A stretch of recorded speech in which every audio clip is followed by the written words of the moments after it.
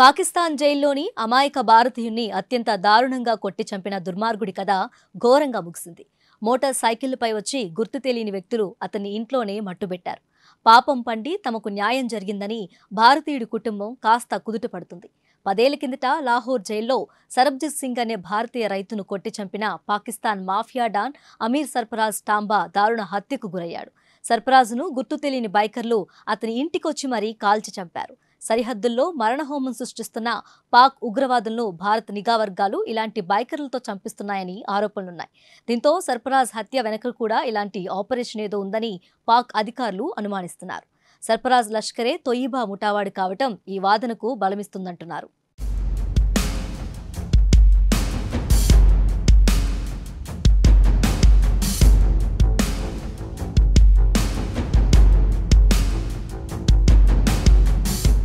లాహోర్ జైల్లో సరబ్జిత్ సింగ్ను సర్ఫరాజ్ మరికొందరు పాక్ ఖైదీలు భారత్పై కక్షతో కొట్టి చంపారు.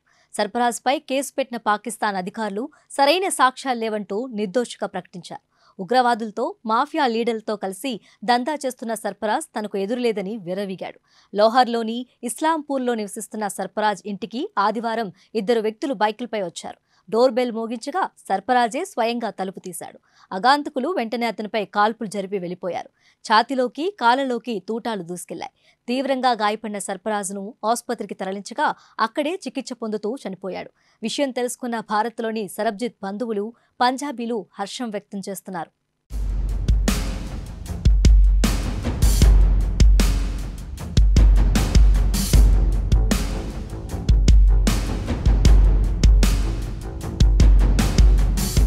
పంజాబ్లోని భిఖీవిన్ గ్రామానికి చెందిన సరబ్జిత్ సాధారణ రైతు. 1991లో పొరపాటున సరిహద్దును దాటి పాక్లోకి వెళ్లాడు. పాక్ అధికారులు అతన్ని భారతీయ గూఢాచారిగా అనుమానించారు.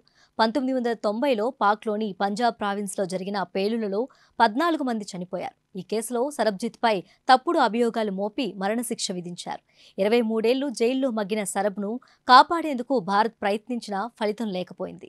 సరబ్జిత్ లాహోర్లోని కోట్ లఖ్పత్ జైల్లో శిక్ష అనుభవిస్తుండగా 2013 మే నెలలో హత్యకు గురయ్యాడు. అదే జైల్లో ఉన్న సర్ఫరాజ్ సహా 49 మంది పాక్ ఖైదీలు సరబ్జిత్పై పాశావికంగా దాడి చేశారు. ఇటుకతో తల పగలగొట్టడంతో మెదడు ఛిద్రమైంది. సరబ్జిత్ను ఆసుపత్రికి తరలించగా అక్కడే ప్రాణాలు విడిచాడు. పార్లమెంట్ దాడి కేసులో జిహాదిస్ట్ అఫ్జల్ గురును భారత ప్రభుత్వం అంతకు 3 నెలల ముందు ఉరితీసింది.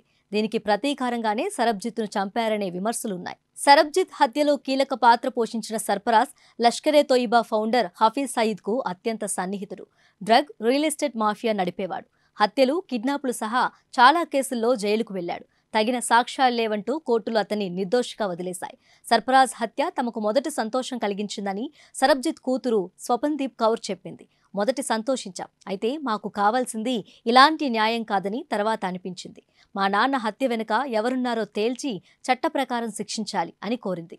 భారత్పై కక్షతో పాక్ ప్రభుత్వమే తన తండ్రిని చంపిందని ఆరోపించింది.